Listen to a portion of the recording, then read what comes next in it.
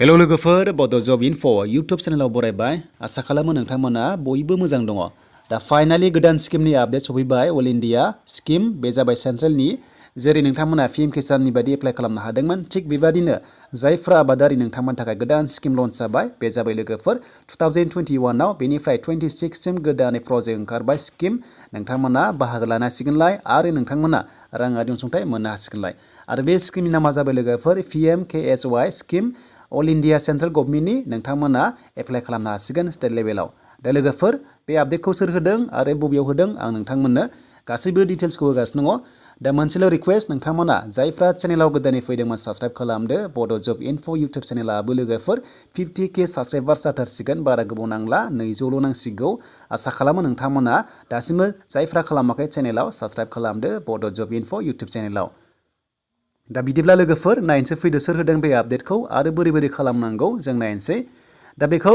tweet खालामबाय लोगोफोर update होबाय टुइटारनि गेजेरजों बिथां गजेन्द्र सिंह थ' बिथाङा टुइट खालामबाय जे गासै अल इन्डिया लोगोफोर 22 लाखनि बारा फार्मार्सफोरनोहाय बेनिफिट्स होगोन गभर्नमेन्ट स्किम बेनो जाबाय PMKSY थ' नोंथांमोना बे स्किमाव एप्लाइ खालामनो हासिगोन मोनसे आसनि ओंखारबाय आरो बे जाबाय 2021 निफ्राय 26 सिम सोलिगोन नोंथांमोना एप्लाइ खालामनो हागोन दा लोगोफोर अल इन्डिया 22 लाखनि बारा होगोन नालाय आबादारिफोरनो बेनि गेजेराव जोंनि STफ्रा थागोननो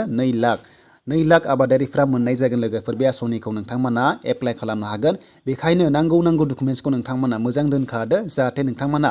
जेब्ला एप्लाइ खालामनो हायो एबा अपसन फैयो अब्ला नोंथांमोना लोगो एप्लाइखौ खालामनो हानाय बायदि दा गोबां थालांदोंमोन माखासे डकुमेन्ट्स होनो हायिनि थाखायनो दा नोंथांमोना मोजाङै मोजां दोनखाजोबदो आरो बे केबिनेटआव पास जाखाबाय लोगोफोर डिसिसन लाखाबाय 15 डिसेम्बर आपडेट अल इन्डिया लोगोफोर सेन्ट्रेलनि मोनसे बियो प्रजेक्ट थ' नोंथांमोना बेयाव एप्लाइ खालामनो हागोन दा लोगोफोर बे स्किमनि नामा जाबाय नोंथांमोना बेयाव नुनो मोनदों प्रधान मन्त्रि कृषि सिंचाई योजना थ' नोंथांमोना बेयाव सर्ट फर्मैहाय PMKSY स्किम मोनदों बेयाव नोंथांमोना एप्लाइ खालामनो हासिगोन दा बेखायनो लोगोफोर दा बेयाव मोनसेल' आपडेट फैयाखै जे बेसेबां रां मोनगोन बिनि सायाव दासिमबो गैथ'वा प्रपारलि जास्ट लन्च खालामबाय आरो बे स्किमा थागोन 2021 निफ्राय 26 सिम थागोन जेराव नोंथांमोना बेयाव माखासे रां सेंसन खालामनाय बा बेयाव बाजेट खालामनायखौ नोंथांमोना नुनो मोनदों सेन्ट्रेल गभर्नमेन्टनिफ्राय दा बेखायनो लोगोफोर नोंथांमोना रेडि जादो जायफ्रा आबादारि नोंथांमोना बेयाव जेरै PMK किसान एप्लाइ खालामनाय बायदि बेयावबो नोंथांमोना एप्लाइखौ खालामनो हागोन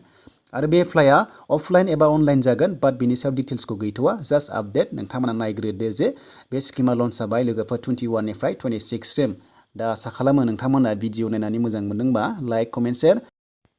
दा जायफ्रा चेनेलाव गोदानै फैदों नोंथांमोनाबो साबस्क्राइब खालामदो लोगोफोर मानोना बड' जब इनफो इउटुब चेनेलाबो 50K साबस्क्राइबार्स जाथारसिगोन जास्ट 200 नांबावगौ दा बेखायनो नोंथांमोना खालामना लाखादो जेब्ला लेटेस्ट आपडेट फैगोन नोंथांमोना थाबैनो मोननाय बायदि भिडिअ नायबाय थाबानो जाबाय आरो मा डकुमेन्ट्स नांगौ नोंथांमोना नेक्स्टआव मोनगोन जेब्ला बिनि गासैबो आपडेट ओंखारोबा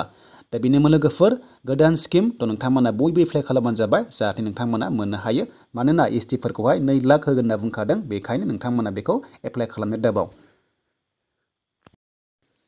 दानि लोगोफोर नोंथांमोना बे भिडिअखौ बयनोबो शेयार खालामदो जाहाथे बयबो मिथिनानै रेडि जायो आरो नोंथांमोना बयबो एप्लाइ खालामनो हायो बे स्किमाव मानोना नोंथांमोना जायफ्रा PMK किसान थालांदोंमोन बेयाव नोंथांमोना एप्लाइ खालामथार मानोना नोंथांमोना राङारि अनसुंथाइखौ मोनखागोन बे जाबाय आबादारिफोरनि आपडेट